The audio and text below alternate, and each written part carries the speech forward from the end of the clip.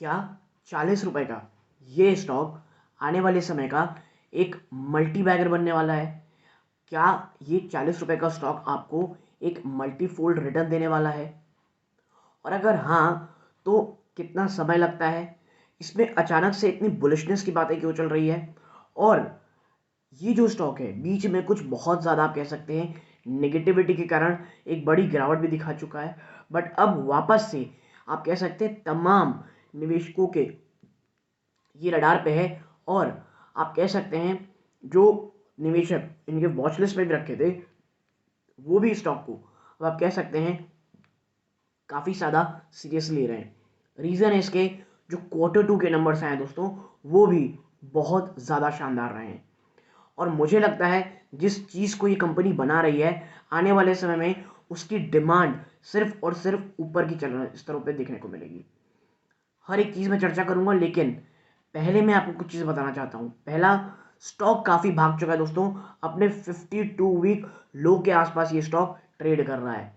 पहला। दूसरा दोस्तों, ये एक स्मॉल कैप स्टॉक है, ठीक है, जिसकी वैल्यूएशन 1000 करोड़ से भी कम है दोस्तों, मार्केट कैप। तो रिस्क है स्टॉक में। आप हमेशा याद रखिएगा, कभी भी आपको, अगर आप मेरे पुराने व्यूअर्स हैं तो आपको एक चीज़ पता होगी कि मैं कभी भी किसी स्टॉक को 52 वीक हाई में बहुत बड़ा इन्वेस्टमेंट करने से बचाता हूं दोस्तों। लेकिन ये स्टॉक आप कह सकते हैं अच्छा तो लग रहा है, लेकिन जिन स्तरों पे वहाँ हल्की सी आप कह सकते हैं प्रॉफिट बुकिंग भी आ रही है। तो ये स्टॉक आप अपने वॉच लिस्ट में तो एटलीस्ट ज़रूर रखिएगा। और कोई भी अगर बड़ी गिरावट आती है, रीज़न बाजार हो या कोई भी हो, इसमें आपको निवेश करने के मौके ज़रूर ढूंढने चाहिए। लेकिन इस वीडियो में क्या अच्छाई है क्या बुराई है, तमाम चीज़ों की चर्चा करूंगा। उसके बाद आप अपने जो आपके लिए वित्तीय सलाहकार है उनसे सलाह लिए बना प्लीज़ इस पर निवेश मत कीजिएगा। ये स्टॉक बहुत ज़्यादा लाइमलाइट में है, और अक्सर ये होता है कि स्टॉक बहुत ज़्यादा लाइमलाइट में रहता है और अचानक से वहाँ पर बड़ी गिरावट आ जाती है और निवेशक अपने आप को फंसा हुआ ठगा हुआ महसूस करते हैं। लेकिन ये स्टॉक वाकई में दोस्तों काफ़ी अच्छा लग रहा है मुझे, और आने वाले समय में एक मल्टी बैगर स्टॉक ज़रूर साबित हो सकता है। वीडियो को अंत तक देखिएगा। पहली बार चैनल में आए दोस्तों, सब्सक्राइब कीजिएगा। वीडियो में अगर अच्छी लगती हो लाइक ज़रूर कीजिएगा। अब आपको सीधा लेके चलता हूँ दोस्तों मैं उस शेयर की तरफ। तो विदाउट वेस्ट टाइम सीधा चलते हैं शेयर की तरफ और एनालाइज करते हैं क्या अच्छाई है क्या बुराई है। देखिए, सबसे पहले स्टॉक का नाम क्या है? Orient paper and industries limited. कितने रुपए का है? 40.3 रुपए। लास्ट ट्रेडिंग सेशन में 1.77 की तेजी हुई थी दोस्तों। मार्केट कैप बहुत कम है, 855 करोड़ का मैंने कहा था, 1000 करोड़ से कम का मार्केट कैप है। करंट प्राइस देखेंगे तो 40.3% की इसकी करंट प्राइस है दोस्तों। हाई और लो देखेंगे तो लो लगभग 20 रुपए का और हाई 42.6, यानी कि 50 हाई के आसपास ये स्टॉक ट्रेड कर रहा है। यानी ऑलरेडी बहुत ज़्यादा भाग चुका है, ऑलमोस्ट आप कह सकते हैं 102% की आपको तेजी दिखा चुका है। स्टॉक की पी 210, ठीक है, और यानी महंगे वैल्यूएशन में है, ठीक है। इंडस्ट्री की भी 17.1 है, क्योंकि मैंने कहा है बहुत ज़्यादा भाग चुका है दोस्तों, ठीक है। डेट टू इक्विटी कोई डेट नहीं है दोस्तों, ठीक है। प्लेज परसेंटेज कोई प्लेज परसेंटेज नहीं है। प्रमोटर की होल्डिंग थोड़ी सी कम है, बट मैं बता दूं जो 38.7 आप देख रहे हैं, प्रमोटर ने अपनी जो होल्डिंग है उसे बढ़ाई है दोस्तों। मैं आपको दिखाऊंगा उसमें, ठीक है। R O C R O आपको कम दिख रहे होंगे, क्योंकि मैंने आपको बताया था 2-3 जो क्वार्टर रहे हैं काफ़ी टफ रहे हैं कंपनी के लिए, ठीक है। 0.19 की ईपीएस है। पिछले 3 साल में रिटर्न 18.6% रहा है, ठीक है। सेल्स ग्रोथ 5 साल में 2.74 रही है। ऑपरेटिंग प्रॉफिट मार्जिन 3.88% में रही है, ठीक है। डिविडेंड यील्ड 0.62 का है।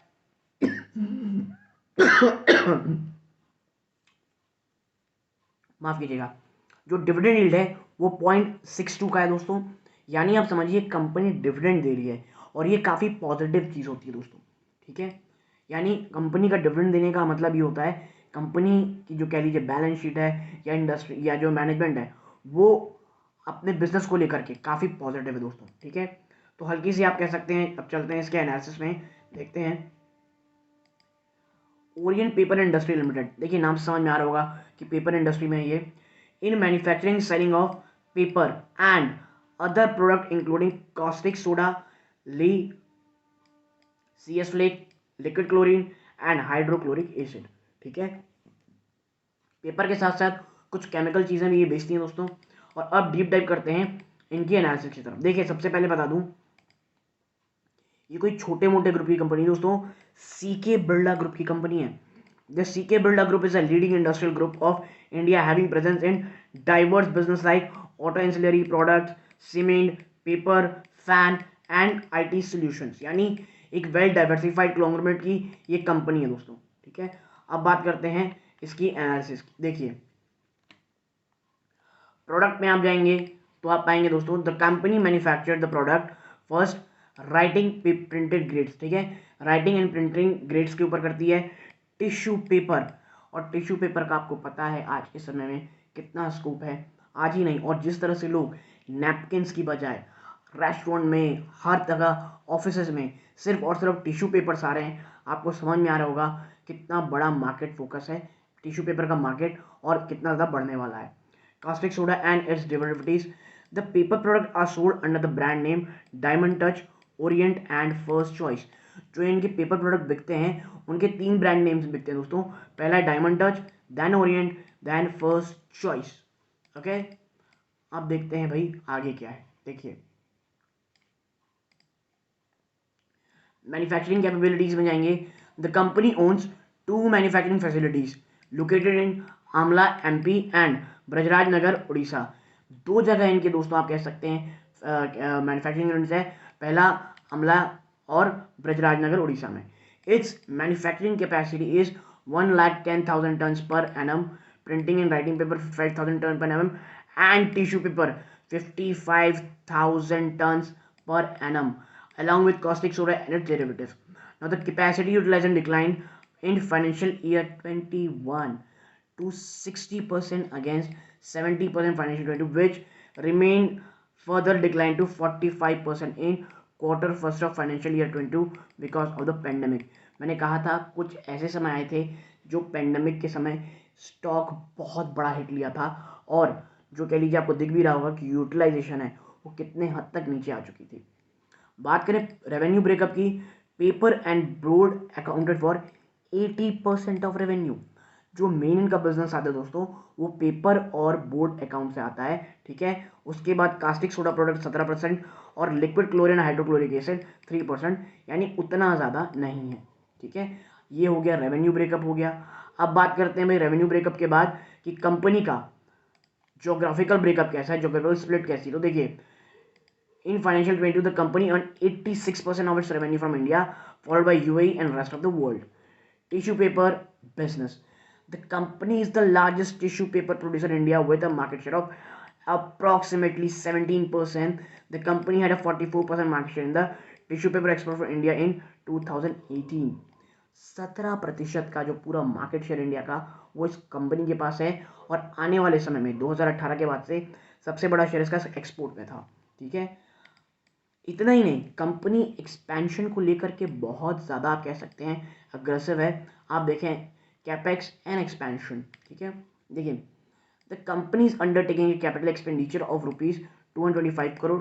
कंपनी जो है दोस्तों 225 करोड़ रुपए का कैपिटल एक्सपेंडिचर लेने वाली है for enhancement its plumbing capacity, ECF bleaching and setting up a new recovery boiler to improve operating efficiency, ठीक है। यानी आप टोटलिटी में कह सकते हैं कि अपनी ऑपरेटिंग एक्सपेंस जो ऑपरेटिंग एफिशिएंसी है उसे बढ़ाने के लिए यूज़ करेगी। वंस इम्प्लीमेंटेड, एक बार ये चीज़ इम्प्लीमेंट हो जाएगी, the project is expected to lead to substantial savings in manufacturing cost. और एक बार अगर आप देखेंगे ये चीज़ सेटअप हो जाती है तो जो मैन्युफैक्चरिंग कॉस्ट है वो आप देखेंगे बहुत हद तक नीचे आ जाएगी। जिसका रीज़न ये होगा, जिसका मेन बेनिफिट ये होगा कि जो इनपुट कॉस्ट है कंपनी की वो काफ़ी हद तक नीचे आ जाएगी। Now the commissioning date has been shifted to Q2 of financial 23, यानी Q2 के फाइनेंशियल 23 तक जो कमीशनिंग की डेट शिफ्ट कर दी थी क्योंकि कोविड-19 कारण, ठीक है। और आप देखें और भी अन्य चीज़ें हैं। अगर इन्वेस्टमेंट की अगर मैं आपके साथ चर्चा करूं कि भाई इस कंपनी की इन्वेस्टमेंट क्या थी, तो देखिए अगर हम इसके इन्वेस्टमेंट में जाएंगे तो आप पाएंगे, 1 सेकेंड, अगर आप इन्वेस्टमेंट में जाएंगे तो आप पाएंगे OPIL Orient paper industrial holds investment in some listed companies having market share of around 530 crore. यानी कंपनी की इन्वेस्टमेंट कुछ लिस्टेड कंपनीज में है जिसका मार्केट वैल्यू लगभग 530 करोड़ है मार्च 2022 तक। It also holds about 850 acres of land in Odisha, where its first paper factory was set up, which is currently not in use, and other land banks are investment. अब मैं आपको समझाता हूँ. Company की market value 850 crore 900 crore के बीच में, ठीक है. और ये तब है जब स्टॉक निचले स्तरों से ऑलरेडी 100% लगभग भाग चुका है. और अगर आप यहाँ देखें तो इनके पास 850 एकड़ ज़मीन उड़ीसा में ऑलरेडी है, जो कि वहाँ पे भी बिल्कुल काम नहीं हुआ है. यानी वहाँ जो था वो पहली पेपर फैक्ट्री लगी थी वही बंद पड़ रही है. और भी बहुत सारे लैंड बैंक्स इनके पास है एज इन्वेस्टमेंट प्रॉपर्टी. भैया इनके पास तो लैंड प्रॉपर्टी इतनी है जो इनकी मार्केट वैल्यू ज़्यादा है. तो आप मुझे बताइए इसमें प्रॉब्लम क्या है. ठीक है, तो इसीलिए क्या है कि कभी भी गिरावट हो तो एक बाइंग की अपॉर्चुनिटी बन सकती है. ठीक है. एक है large contingent liabilities. Company has significant amount of contingent liabilities on March 21 493 crore का, which comprises demand with respect to levy of water tax 277 crore and a cess on captive power consumption of 129 crore. However, as per the management, the final outgo in this regard not likely to be significant. ठीक है, ये हैं कुछ water capital power का cess जिसमें power consumption को लेकर के वाटर टैक्स को, लेकिन जो कंपनी मैनेजमेंट वो कह रही है कि भाई ये इतना जो भी इसका बाहर आएगा वो उतना ज़्यादा सिग्निफिकेंट नहीं रहेगा. तो ये तो बात हो गई भाई कंपनी की. अब थोड़ा बात करते हैं एक एक चीज़ की पॉजिटिविटी की. तो देखिए कॉन्स होंगे बिल्कुल, क्योंकि देखिए कॉन्स बताना ज़रूरी है. सिर्फ अब अच्छा चीज़ बताने से अच्छा है प्रॉब्लम्स क्या है समझिए. The company delivered poor sales growth of 2.74% over the last 5 years. पिछले 5 सालों में बहुत ही घटिया परफॉर्मेंस रही है सेल्स की. रीज़न क्या है आपको पता होगा कि जो इफिशियंसी है कोविड के समय में वो 45% तक आ गई थी दोस्तों. ठीक है. Low return on equity, contingent liability 592 crore, मैंने आपको जो बताया ऊपर, contingent liabilities, water tax, power consumption में जो सेस बचा हुआ है, लेकिन मैनेजमेंट उसको लेकर के उतनी ज़्यादा डरी हुई या उसे उतना सिग्निफिकेंट नहीं कह रही है. Earning include other income of 13.1 crore. ठीक है, तो ये कोई इतना बड़ा नहीं है. प्रोज आपको दिख ही रहा होगा, बहुत अच्छे क्वार्टर आने वाले हैं और 0.59 टाइम द बुक वैल्यू की ट्रेड कर रही है, विच इज़ गुड. अब चलते हैं भाई क्या करने, क्वार्टरली रिजल्ट देखने के लिए, और आपको समझ में आएगा कि भाई साहब ये क्या शानदार रिजल्ट आए हैं. देखिए कंपनी लॉस लॉस, फिर यहाँ से दिसंबर 2021 से, और ये दिसंबर 2021 याद रखिएगा क्योंकि मैं आपको आगे कुछ बताऊंगा. यहाँ से जो 1.1 करोड़ का इन्होंने प्रॉफिट बुक किया, उसके बाद 1 से 4, 4 से 9, 9 से 14, यानी लगातार इनके प्रॉफिट बढ़ते जा रहे हैं. और यही कारण है स्टॉक लगातार रॉकेट बन चुका है दोस्तों. ठीक है. और ऑपरेटिंग प्रॉफिट मार्जिन अगर आप देखेंगे तो वो कहाँ पे 0.74% थे, वो बढ़ करके इस क्वार्टर में 6.73% हो गए हैं दोस्तों. ठीक है. और आखिर में नेट प्रॉफिट भी आप देखेंगे तो 7.5 करोड़ रुपए का आपको नेट प्रॉफिट साफ साफ देखने को मिलेगा. ठीक है. यानी ये लगातार दूसरा क्वार्टर है जहाँ कंपनी नेट प्रॉफिट में प्रॉफिट बुक किया है. और देखिए दोस्तों जो ऑपरेटिंग प्रॉफिट है वो लगातार बढ़ता चला जा रहा है दोस्तों. ठीक. अब नीचे चलते हैं और बात करते हैं कि भाई अब आगे क्या होगा. ठीक है. तो देखिए नीचे और चलते हैं. प्रॉफिट लॉस स्टेटमेंट आपको मैंने पहले बता दिया है. बैलेंस शीट अगर आप इसकी देखेंगे लगभग लगभग 1500 करोड़ 1438 करोड़ का इसके पास कैश रिजर्व है दोस्तों. ठीक है. कैश रिजर्व है इनके पास कितना 1438 करोड़ रुपए का, जो कि जिसके सामने बस बोरोइंग मात्र 300 करोड़ के आसपास है. ठीक है. यानी कि आप कह सकते हैं इट्स गुड. आगे अगर आप बढ़ेंगे, ठीक है, आगे बढ़ते हैं कुछ और चीज़ें देखते हैं. तो देखिए कैश फ्लोज जिसके पास है, कैश ऑपरेटिंग एक्टिविटी -224 है. रेशियोज देखेंगे, डेबिटर डेज, ठीक है, यानी पेमेंट कब तक आ जाती है, 14 दिन में इनको पेमेंट मिल जाती है दोस्तों.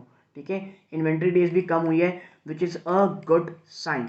ठीक है. और अगर हम आगे चलें प्रमोटर होल्डिंग देखते हैं. मैंने आपको जो बताया था प्रमोटर होल्डिंग के बारे में दोस्तों, देखिए तो आप पाएंगे कि कंपनी जो प्रमोटर की होल्डिंग है ये 38.74 है. यहाँ पे नेग्लिजिबल दोस्तों आप कह सकते हैं, मोरलेस एग्जैक्टली सेम रही है. FIIs का मानना है यहाँ पे 0.86 से बढ़ा करके 1.02 कर दें, यानी 1% की बढ़ोतरी कर ली गई है. और दिसंबर से ये लगातार जो, बल्कि आप कहना चाहिए ये कंपनी में जो ये है जून 2021 से FIIs लगातार अपना जो माल है वो बढ़ा रहे हैं दोस्तों. ठीक है. पब्लिक बहुत ज़्यादा बहुत माल लेकर के बैठी है दोस्तों, मोर देन 52%. लेकिन अगर हम इनके नाम में देखेंगे कि क्या नाम है, तो आप देखें तो इसमें Birla institute of technology, Rukmini Birla society, Jagannath education society, educational societies का इसमें ज़्यादा भागीदारी है। FIIs की बात करेंगे तो इसमें नाम नहीं दिखेगा।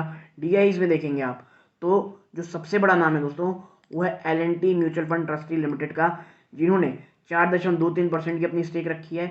Nippon life India trustee fund का 2 आप कह सकते हैं 97% का स्टेक भी रहा है दोस्तों, ठीक है।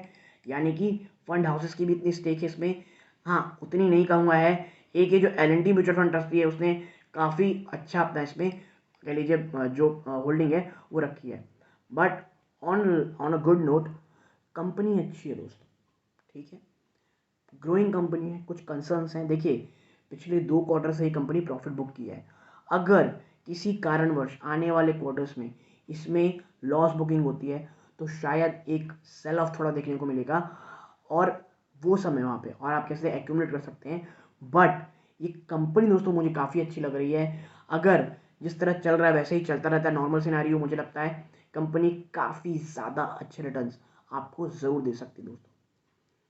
आपका क्या विचार है इसमें? आपको क्या खामियां, क्या अच्छाइयाँ, या आपके पास कोई एक्स्ट्रा नॉलेज जो मुझे मेरे पास नहीं हो, जो मैं आपके सामने नहीं दे पाया हूँ, प्लीज़ कमेंट बॉक्स में रख के ज़रूर बताइएगा। एक आप कह सकते हैं कोई और अगर वीडियो देख के आपके कमेंट से कुछ इन्फॉर्मेशन पाता है तो वो बहुत ही ज़्यादा अच्छा होगा दोस्तों। तो यदि आपको एनालिसिस पसंद आई हो, वीडियो को लाइक करके चैनल को सब्सक्राइब कीजिएगा। यहाँ तक जुड़े रहे, अपना कीमती समय दिया, इस बात का बहुत बहुत धन्यवाद। ये इस वीडियो का अंत है। जय हिंद दोस्तों।